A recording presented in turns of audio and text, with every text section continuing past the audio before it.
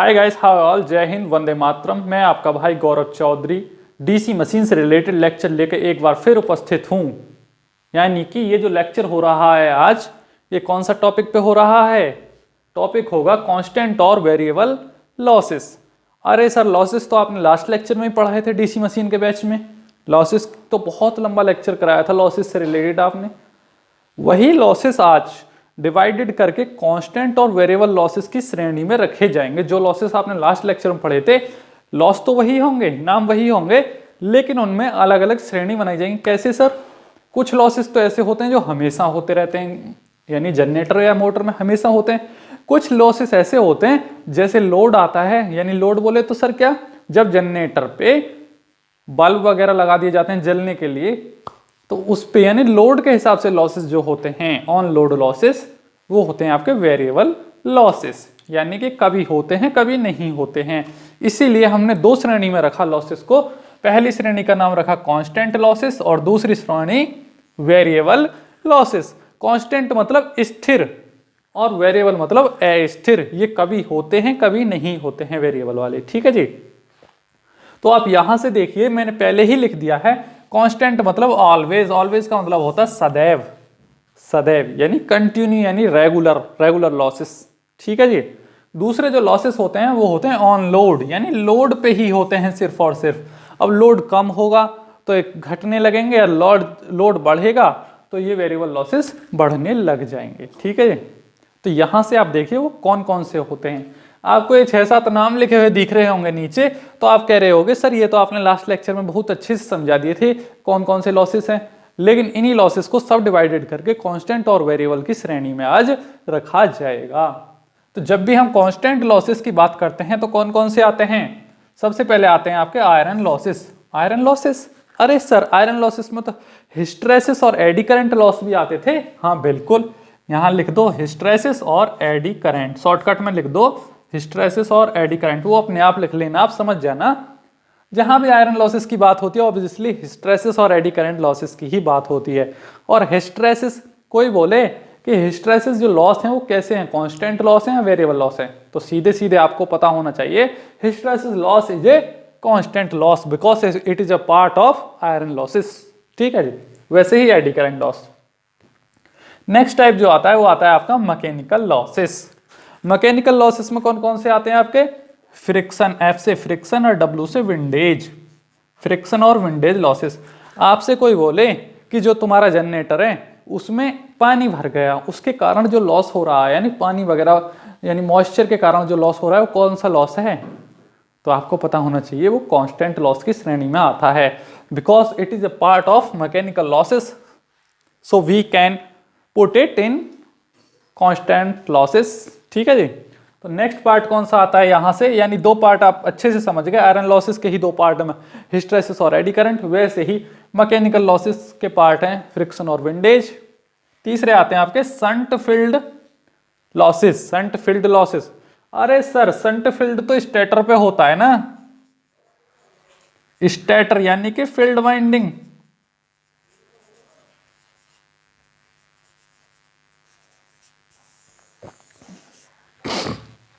अरे sir shunt field जो होता है वो तो फील्ड वाइंडिंग होती है, स्टेटर पे होती है। अच्छा, ये भी कांस्टेंट लॉसेस की श्रेणी में रखी जाती है।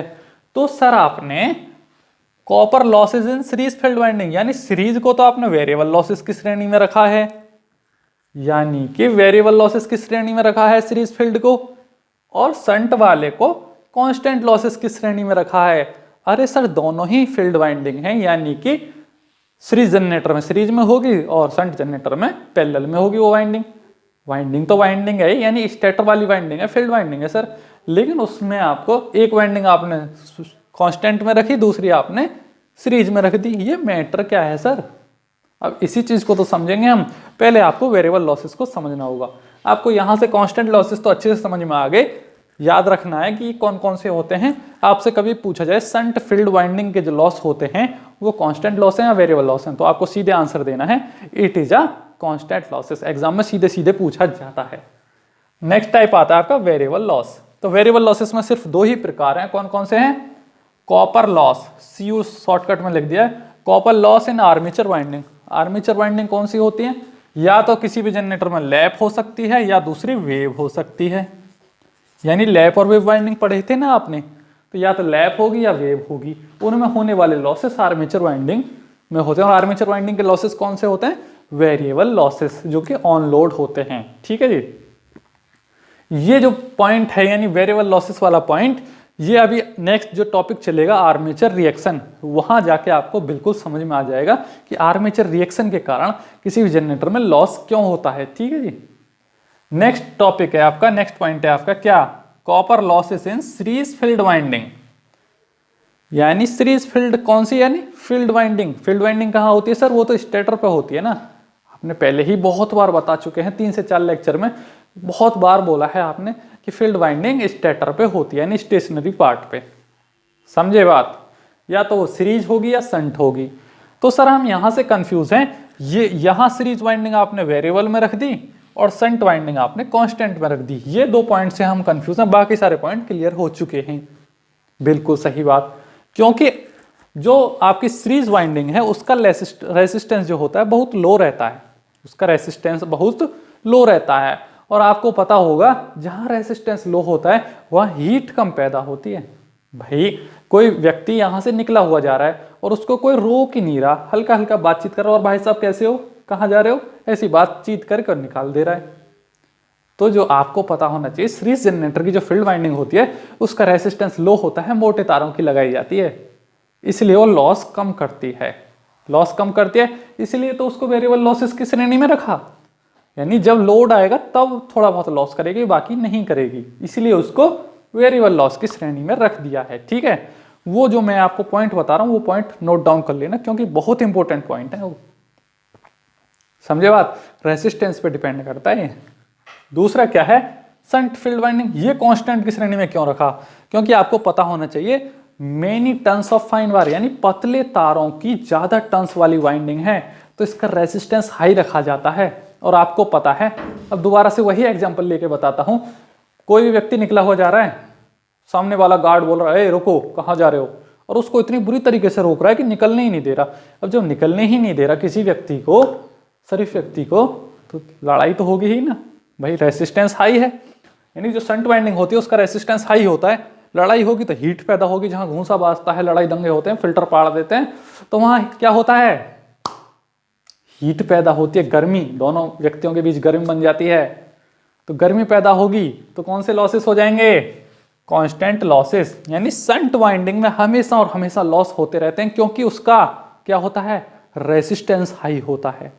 भाई रेसिस्टेंस हाई है तो चाहे उस वाइंडिंग पर लोड डालो या मत डालो, वो जनरेटर बिना लोड के भी चल रहा है तो उसमें लॉस होना ही होना है।